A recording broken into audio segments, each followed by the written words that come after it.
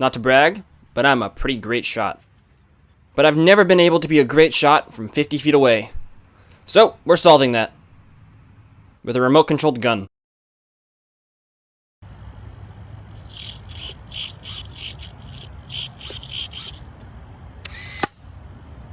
I had this pretty much untouched RC receiver lying around, so I pulled that out of the closet, and then I had to figure out how the fuck to use it again.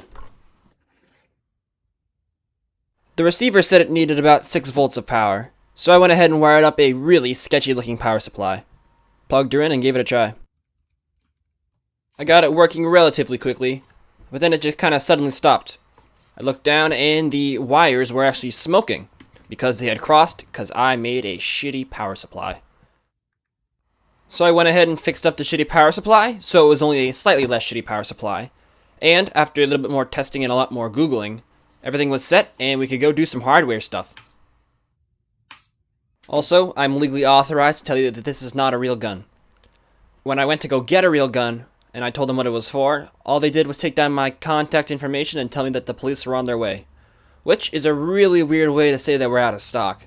But hey, slang change is pretty quick nowadays, so I'll have to add that to my vocabulary. To aim the gun, my plan was to put a pivot point wherever I could inside the gun, and use a servo to lift it up and down. So went ahead, drilled a hole in the gun, made a quick wooden base, and I went ahead and sanded down the nail that I was using for the pivot point, to try and reduce some friction so it would rotate a little bit easier. Nothing I've made has ever come out this well, this quickly, so I was pretty proud of it. Originally, I was actually going to use a rod to transfer the motion between the servo and the gun. That was stupid, so I threw that in the trash, and then went ahead, melted a hole through one of the arms in the servo, and glued her on to the base.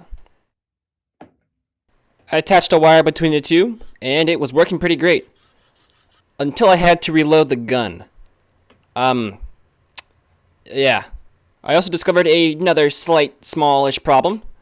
These 8-gram servos could not pull the trigger. So we need to do something about that. So instead of using 1 kilogram servos, I went ahead and bought myself some 20 kilogram servos. I'm also praying that this is lubrication or oil, because if it's not, ew. After a quick test to make sure everything still was compatible, it was, and I was happy. And while we're here, I want to appreciate the size of these servos. I mean, just look at them. Especially in this highly unfamiliar setting, which I have never seen in my life before ever. Not once. Since the servo has a much higher range of motion when the power is actually off than when it's on, I figured that if you use a hook and had a little gap opening that you could pull the wire in and out, that you'd actually be able to disconnect it whenever you wanted to, and thus reload the gun perfectly fine. So I drilled a hole into the back of the gun, and then screwed a little hook on, choosing to face it upward. Then went over to my vise, and went ahead and cut off the excess.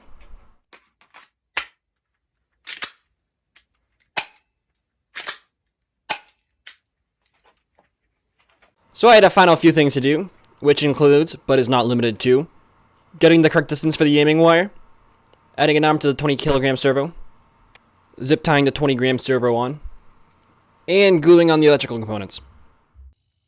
Now it's time to see if my blood, sweat, and tears has paid off. Can it shoot?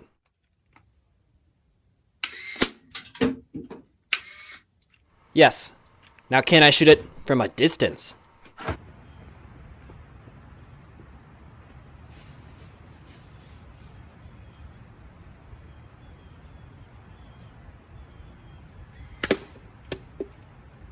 Also yes. So now that I've gone through the creation of this beautiful machine, there's one question that remains. Was it worth it? Absolutely not.